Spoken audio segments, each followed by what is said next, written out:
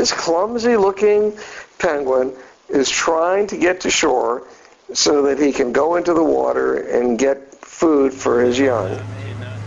We go to another spot on the western shore of Antarctica, somewhat more south and colder, and decide to climb up the mountain to see the Seven Sisters Peaks. This is as surrealistic a scene of mountain and ice and snow and water that I can ever recall. And we took family portraits there together. Scanning this incredible sight where all of the expedition crew came up and relaxed and almost felt like picnicking. It was so idyllically beautiful and sunny. Made us just in awe of our surroundings.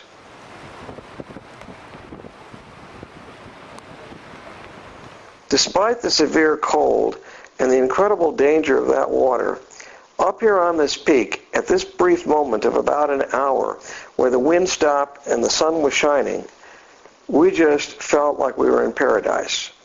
It didn't take long, however, for the weather to turn bad, and then we hurried down as quickly as we could.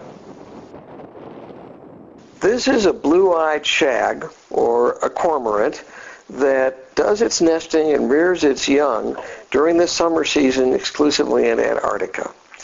It's remarkable that these shags have the same coloring and can almost be mistaken for the penguins that inhabit the same rookery with them. Clearly, they are very different birds. The penguins can't fly and go into the water to get food for their young, and these cormorants sit on the nest and then fly away to get food for their young. So here's a beautiful blue-eyed cormorant shag, and you can see that he's hopping around, deciding where to go, flying back to the nest then to provide food for the young.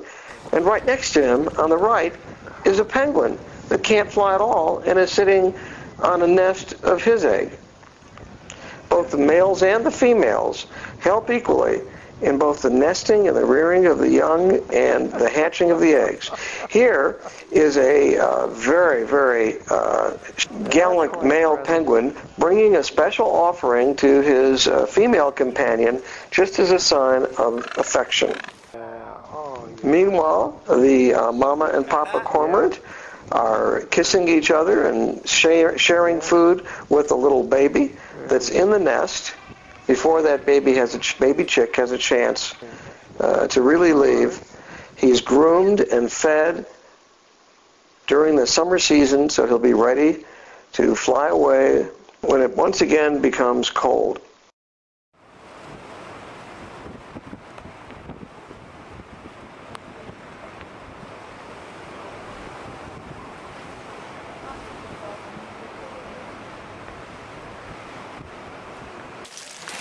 Here at Brown's Bluff, I'm taking a walk with my penguin subjects, and they decide at first to run into the water, and there's a skua that's trying to feed on some of the eggs, and he is frightened off just by the numbers of the penguins, because otherwise he has nothing to be afraid of.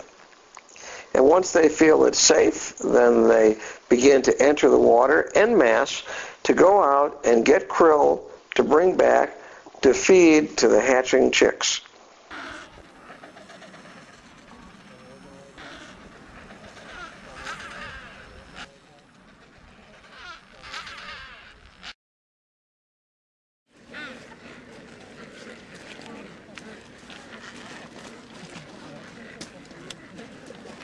Steve just stationed himself on a rock at the shore, and the penguins came to trust him so much they walked right up to him, and he was able to get pictures as they were marching by, unbothered, in fact a little bit curious about what this funny human form was.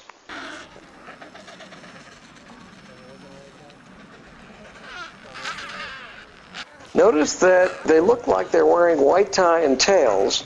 They don't look like a regular tuxedo, but rather like white tie and tails.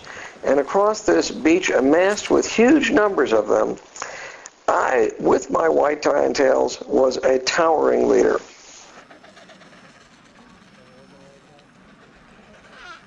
Steve decided to take a sunbath on top of an iceberg in this extremely cold spot at Brown's Bluff. And eventually, after he felt that he had enough of the sun's tanning rays and the temperature was quite cold, our daredevil then decided to put his clothes back on. But not until he had posed nude on top of an iceberg in the coldest area of Antarctica. The hatched chicks are extremely precious to their penguin parents, and it is indeed sad that some of the eggs have not hatched, and the parents sit on them hoping they will hatch, but realizing in a very sad, forlorn way that they've lost their chance this summer to bear offspring. This is an egg that they're trying to hatch, but it's too late, and we're sure that this chick will not survive.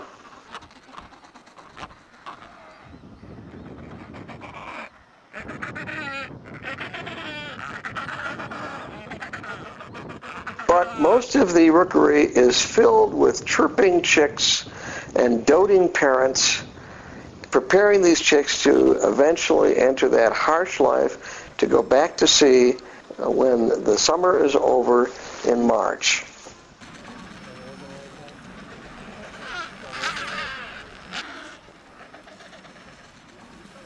We take a climb up this mountain in order to ski down, but since we didn't bring skis, we just ski down on our rear ends.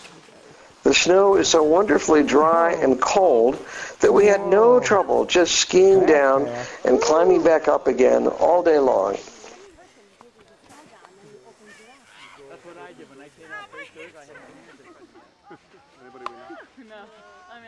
Here comes Joan, sliding down and screaming all the way. After a long, arduous climb to the top, it almost seems to brief the ride down.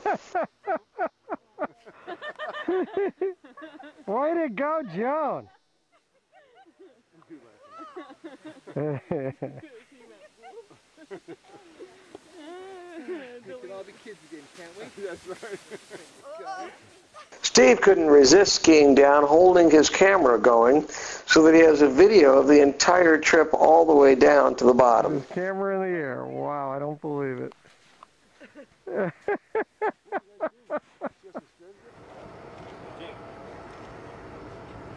Penguins are diving for food, but they will be the food of the killer whales that you see nearby.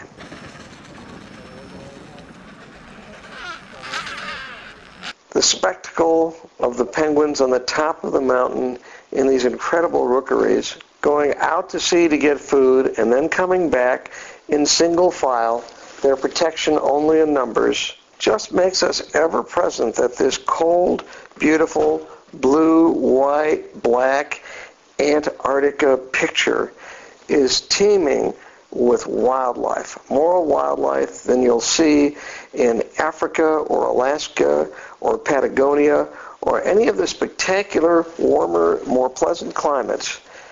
This area of Antarctica is absolutely teeming with life during the summer. It is not a cold, dead, beautiful place, but a wonderful home for huge numbers of seals and whales and penguins and shorebirds and ocean birds. And now for us humans. I hope we don't ruin it.